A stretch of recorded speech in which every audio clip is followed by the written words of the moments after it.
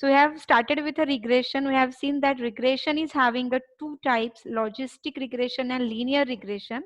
So linear regression is having a graph of a linear line, and today we'll start with our logistic regression. So logistic regression is used when you want a outcome in the form of categorical, means when the output whatever you want to predict is binary form, means it in the form of 0 or 1, true or false, pass or fail, yes or no. When you want the output in such kind of thing, you have to go with a logistic regression. And linear regression, when the outcome variable is continuous. We have seen one example of like the income of a person is depend on its age or years of experience.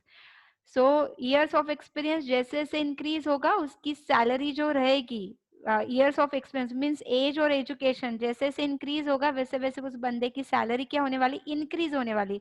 ये value continuous improvement रहेगी, continuous change होती रहेगी, increase होती रहेगी. But in case of logistic regression the outcome variable is categorical, जिसमें value 2 या फिर 2 से ज्यादा हो सकती है, but generally in 0 and 1 form, जैसे male female, true false, pass fail, yes no.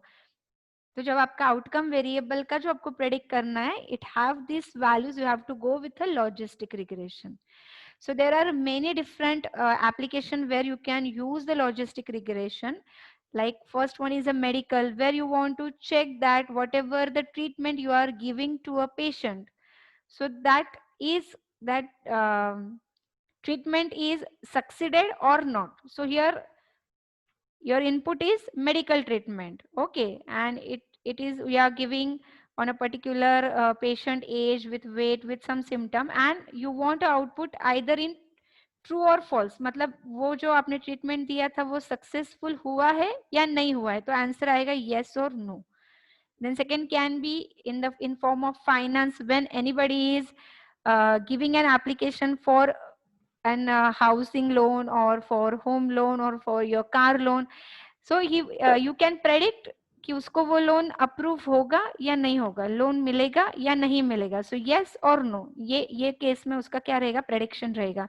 Again in the form of marketing, suppose a particular company is having a like wireless company is there and they want to just predict कि जो अभी customer है उसके पास वो customer उनके पास ही रहेगा next 5 year में, या फिर वो किसी और कंपनी के पास या और सर्विस के पास स्विच करेगा. So that can be again yes and no. So likewise there are many application or use cases where you can use your logistic regression जब आपको prediction ये true false या yes or no के form में चाहिए है, that time you will use that. Now we have to see what is a function for logistic regression. Linear regression के लिए हमने function already देखा है. Linear regression का function कैसा है? So how we have written it? Linear regression के लिए formula क्या है? Y equal to, it start with beta 0 plus beta 1 x1 plus beta 2 x2 dash dash dash, जितने इनपुट वेरिएबल है उतनी बार ये होता जाएगा, and epsilon is a random error. और इसका ग्राफ होता है like this. So this is a graph. यहाँ पे आपकी वैल्यू होती है x, यानी इनपुट वेरिएबल आ गया x, and this is your output variable, कि अगर इनपुट की वैल्यू ये है तो वो टाइम पे आपको आउटपुट क्या मिलने वाला है. तो ये आउटपुट y निकालने के लिए you are using this formula. So this is all about your linear regression. Now, what is a formula for logistic regression? So the formula for logistic regression is f of y, that is function of y, that is the output, is equal to e raised to y, means exception e raised to y divided by 1 plus e raised to y. Very simple formula, बहुत easy formula है आपको याद रखने के लिए कि आपका जो आउटपुट है, so this is your output, F of Y we called as the function of Y, मतलब आउटपुट क्या आने वाला है, येस और नो, ट्रू और फॉल्स, 0 और 1 क्या आने वाला है. तो ये किसके ऊपर डिपेंड है, it is depend on formula e raise to y divided by 1 plus e raise to y। अब y की जो वैल्यू है, ये value can go from minus infinity to plus infinity, minus से लेके प्लस तक ये वैल्यू कहीं पे भी वैल्यू हो सकती है y की। अगर y की वैल्यू माइनस की तरफ जाएगी, okay, if the value of y goes toward the minus infinity या माइनस की तरफ जाएगी, तो वो टाइम पे एफ ऑफ y की जो वैल्यू है वो 0 के टूवर्ड्स जाती है। ओके, एंड इफ y की जो वैल्यू है ये टूवर्ड्स प्लस की तरफ जाएगी, प्लस इन्फिनिटी मतलब 1 2 3 4 जो भी वैल्यू है वो प्लस की तरफ 0 के आगे जाएगी। So that time F of y की जो वैल्यू है ये जाएगी टूवर्ड्स 1 की तरफ। लेकिन ये 0 और 1 को कभी भी क्रॉस नहीं करेगी, because it always give the value either 0 or 1 or in between that, and that is depend on the value of y. So this is a simple formula. Here they have given y जैसे से plus infinity की तरफ जाएगा तो F of Y की value 1 हो जाएगी, and y की वैल्यू जैसे से माइनस इन्फिनिटी की तरफ जाएगी एफ ऑफ y आउटपुट की वैल्यू क्या होएगी, 0 की तरफ it will goes. So this is an particular graph. Okay, this is called as a S-shaped graph. Here if you see, this is the value of 0, sorry y. y की value either जाती है positive side में, यहाँ पे सब values जो है positive side में है, और it can goes toward the negative side मतलब माइनस की तरफ जाती है। अगर जैसे जैसे अगर आप देखोगे, ये इसको मैंने ग्राफ को ऐसे कर दिया है, y की वैल्यू 0 है, y की वैल्यू जैसे जैसे ये साइड में जाने वाली है, ओके, तो ये f ऑफ y है, this is an f of y यानी आउटपुट। तो f ऑफ y टूवर्ड्स जा रहा है तुम्हारा कहाँ, अपर साइड में, तो अपर साइड में वैल्यू क्या दी है इन्होंने 1, तो वैल्यू कहाँ पे जाएगी, y के साइड में 1 की तरफ। लेकिन जैसे जैसे y की वैल्यू माइनस की तरफ जाएगी तो ये कर्व कहाँ पे जा रहा है, this curve is going towards the 0 side. So very simple, you have to remember this is an S shaped curve. नीचे के एक्सिस पे y की वैल्यू होती है जो सेंटर में 0, राइट साइड में पॉजिटिव, लेफ्ट साइड में निगेटिव की तरफ जाएगी, और ये जो y एक्सिस होता है वर्टिकल एक्सिस, वहां पे हम देते हैं आउटपुट की value and F of y की वैल्यू जो हमेशा होती है इन बिटवीन 0 एंड 1, 0 एंड 1 की तरफ ही क्या होगी उसकी वैल्यूज जाने वाली है। ओके, और जब y की वैल्यू निगेटिव की तरफ है तो ये कर्व नीचे की तरफ जाता है, जैसे जैसे y की वैल्यू पॉजिटिव की तरफ जाएगी ये कर्व कहाँ पे जाता है तुम्हारा, ऊपर 1 की तरफ जाता है। So very simple curve it is. So this is called as a logistic regression. I hope you understood it. Now I have just added a two graph, linear regression and logistic regression, so you can understand the difference between these two graph. यहाँ पे ये देखो, ये जो line है blue colour की जो line है, this is your linear model. So linear model में आप देखो कंटिन्यूअस वैल्यू क्या है, इंक्रीज होती है, okay, it is going increasing. But logistic जो है, लॉजिस्टिक की कर्व क्या हो रही है, खाली एस शेप, जिसमें सिर्फ 0 और 1 के बीच में वो टॉगल करती है। लेकिन लीनियर में ये वैल्यू 0 1 कितना भी आगे तक जा सकती है, it can continuous value, it is going outside. So now we'll see what is exactly the difference between linear regression and logistic regression. Just understand this because this question can be asked for 5 marks. What is the difference between linear regression and logistic regression? So here I have used here the parameter. This is a linear and this is a logistic value. So very first difference is type of variable used. जो output variable होता है वो कौन से type का होता है, तो लीनियर में आउटपुट वेरिएबल जो होता है जो आपको प्रेडिक्ट करना है ये होता है कंटिन्यूअस, एंड लॉजिस्टिक में ये होता है categorical. This is a very first difference. Second difference, जो हमने कर्व निकाला है, सो वो कर्व में अगर लीनियर रिग्रेशन है तो कर्व जो है आपका ग्राफ जो है, ग्राफ में जो लाइन होती है that is a straight line, और इसमें होती है S shape curve, S shape graph होता है। Then third point is relationship between dependent and independent variable. Now dependent means output variable and independent means input variable. तो input और output ये variable में कुछ रिलेशनशिप होता है या नहीं होता है, तो लीनियर रिग्रेशन में yes, there is a relationship between dependent and independent. Input और आउटपुट के बीच में बहुत स्ट्रॉन्ग रिलेशनशिप रिक्वायर्ड होता है लीनियर में, लेकिन लॉजिस्टिक में कोई रिक्वायर नहीं, क्योंकि अगर आप फॉर्मूला देखोगे, देखो एग्जाम्पल मैं आपको दोनों दोनों का एग्जाम्पल बताती हूँ कि इसका जो फॉर्मूला है, इसके फॉर्मूले में हमने क्या लिखा है, y इक्वल टू क्या आता है, beta 0 plus beta 1 x1। Okay, तो यहाँ पे x क्या बन गया, इनपुट। तो फॉर्मूले में इटसेल्फ y को मुझे इवेल्यूएट करना है, तो मेरे पास क्या होना चाहिए, इनपुट की वैल्यू होनी चाहिए। लेकिन लॉजिस्टिक रिग्रेशन का फॉर्मूला क्या हमने देखा, it goes f of y function of y equal to, formula क्या है हमारा, e raise to y divided by 1 plus e raise to y। यानी फॉर्मूले में कोई भी साइड में x इनपुट आ ही नहीं रहा है, so your output is not at all depend on your input. तो इसमें इनपुट और आउटपुट वेरिएबल में कोई भी रिलेशनशिप नहीं होता है, बट यहाँ पे relationship is very strong relationship. This is a third difference. Fourth difference is a purpose. So what purpose you can use linear and logistic regression. So linear regression, it is used to estimate dependent variable in case of change in independent variable. Okay, तो independent variable यानी input में जैसे जैसे change होगा, तो output की value, dependent variable की value क्या होगी, ये एस्टिमेट करने के लिए हम लोग लीनियर रिग्रेशन यूज करते हैं। But logistic regression is use to calculate the probability of event. जो भी हम प्रोबेबिलिटी, हम बोल रहे हैं कि अरे जो मेडिकल ट्रीटमेंट दी है ये सक्सेसफुल होगी या नहीं होगी, अगर सक्सेसफुल होगी तो कितने परसेंट से होगी, 0% से, 100% से, 50% से। तो यहाँ पे हम क्या करते हैं, जो भी आउटपुट आने वाला है येस और नो, तो उसकी प्रोबेबिलिटी कितनी है वो आंसर की, that we are just finding out. Then next is what is a formula they are using. तो हमने ऑलरेडी देख लिया कि फॉर्मूला क्या यूज किया जाता है। Last is example. So in linear regression example is relationship between number of hours work and salary. तो जितना घंटे आप काम करोगे उतनी सैलरी आपको क्या होगी, इंक्रीज हो जाएगी। So your salary is an output variable, outcome variable, and income input variable is number of hours work.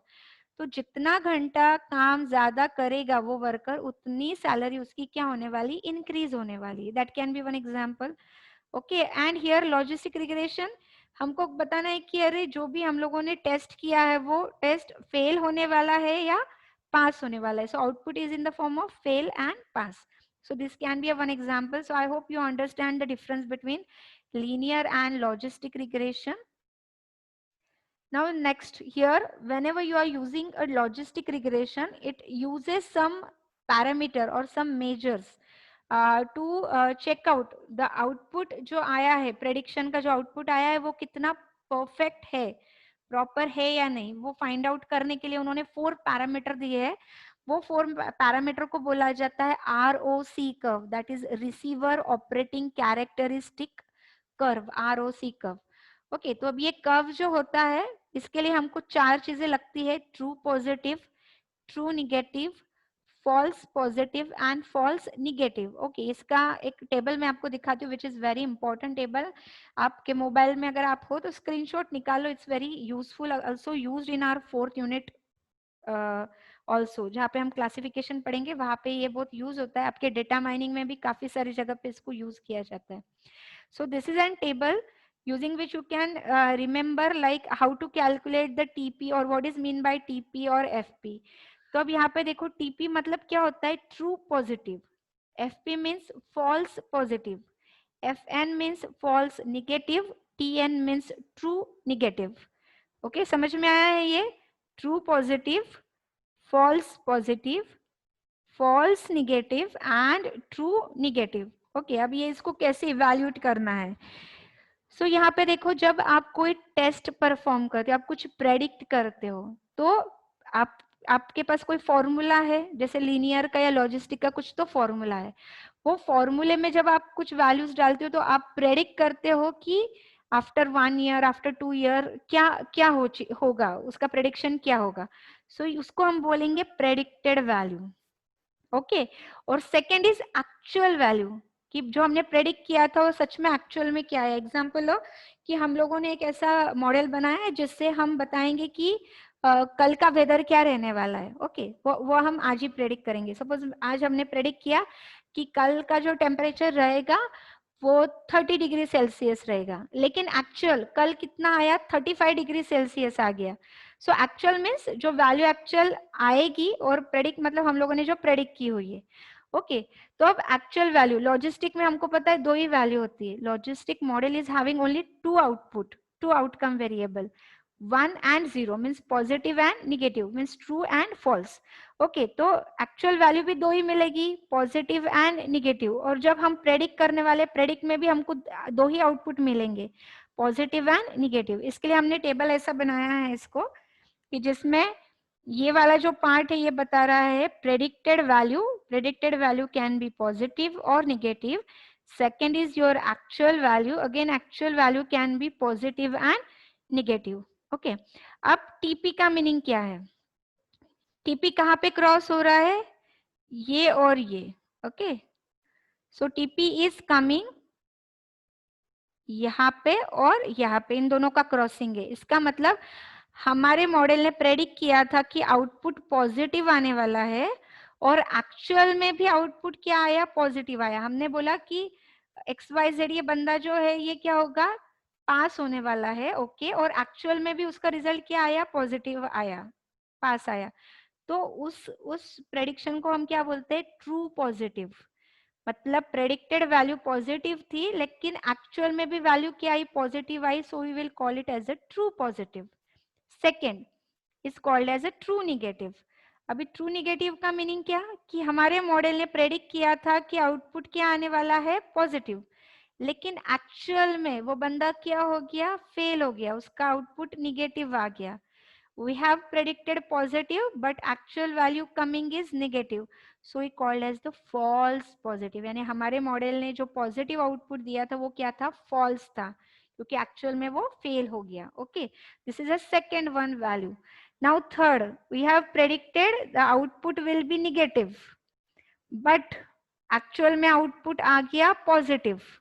Okay तो ये जहां पे क्रॉस होता है उसको हम क्या बोलते हैं, फॉल्स निगेटिव। मतलब हमारे मॉडल ने जो प्रेडिक्ट किया था निगेटिव प्रेडिक्ट किया था, लेकिन एक्चुअल में वैल्यू क्या आई, पॉजिटिव। इसके लिए वो आउटपुट क्या बन गया हमारा, false negative.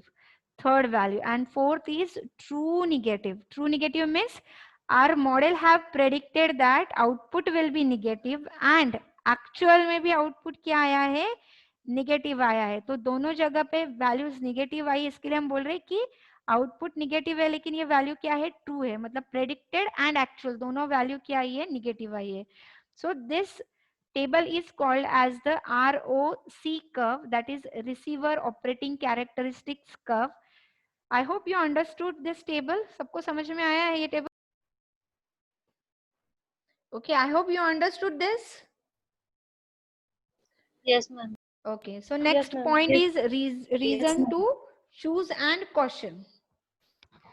So here they have given key when to choose which model. Okay, we have seen two models, linear model and logistic model. So when you are going to choose which model, so it is very important, it is totally depend on your prediction variable, means your outcome variable. अगर आपका outcome variable जो आपका prediction variable है, जो आपको predict करना है, उस प्रेडिक्शन की वैल्यू ये कंटिन्यूअस चेंज होने वाली है, इंक्रीज या डिक्रीज होने वाली है, तो आपको जाना है लीनियर रिग्रेशन मॉडल के लिए। लेकिन अगर आपको जो प्रेडिक्ट करना है वो प्रेडिक्ट की वैल्यू सिर्फ 2 कैटेगरी में डिवाइडेड होने वाली है, so that time you have to go with a logistic regression model. Both models assume a linear additive function of input variable. If this is not true, the model performs poorly. In linear regression, the further assumption of normally distributed error term is important for many statistical interference. अब यहाँ पे उन्होंने ये जो point बोला है, ये point में उन्होंने क्या बोला है कि जो हमारा लीनियर रिग्रेशन है, लीनियर रिग्रेशन का जो फॉर्मूला है, वो फॉर्मूले में हम क्या यूज करते हैं, एप्सिलॉन की वैल्यू भी ऐड करते हैं। y equal to beta 0 plus beta 1 x1 plus beta 2 x2 plus N में क्या आता है, एप्सिलॉन। एप्सिलॉन मतलब एक रैंडम एरर जो है वो भी हम कंसिडर करते हैं। तो काफी सारे स्टैटिस्टिकल फंक्शन के लिए ये रैंडम एरर, एप्सिलॉन एरर बहुत इंपॉर्टेंट होती है, बट ये सिर्फ लीनियर रिग्रेशन में ही यूज होती है, लॉजिस्टिक रिग्रेशन में ये यूज नहीं की जाती है. Okay, so whenever you want that your model should consider a random error also, then you have to again go with a linear regression model. So here they have given when to choose which one model, and last are what are the different additional regression model apart from linear and logistic regression. So they have given there are many different regression models are there, like ridge regression, second is lasso regression, third is multinomiality logistic regression. So first one is applies a penalty based on the size of the coefficients. जैसे से आपकी जो बेटा zero बेटा one जो है, अगर इसकी कोएफिशिएंट की साइज जैसे से इंक्रीज अगर बहुत हो रही है, so that time you can go with this model. Second is applies a penalty proportional to the sum of the absolute value of the coefficients. तो यहाँ पे सिर्फ फॉर्मूलेज में क्या हो रहा है, आपका थोड़ा चेंज होता है. And it is used for a more than two state categorical outcome. हमने देखा कि लॉजिस्टिक रिग्रेशन मॉडल जो है सिंपल लॉजिस्टिक, उसमें सिर्फ दो कैटेगरिकल वैल्यू होंगे, yes no true false male female. लेकिन अगर आपके कैटेगरिकल आउटपुट में दो से ज्यादा वैल्यू है, यस नो मे बी, तीन वैल्यूज हो गई कि आउटपुट आएगा यस और नो और मे बी. तो जब दो से ज्यादा कैटेगरिकल वैल्यू है तो सिर्फ सिंपल लॉजिस्टिक रिग्रेशन के लिए आप नहीं जा सकते. That time you have to go with a multinomial logistic regression model. So depend on what output you want, you have to select a proper regression technique. So this is the end of our third unit here. So if you have any of the questions, so you can ask.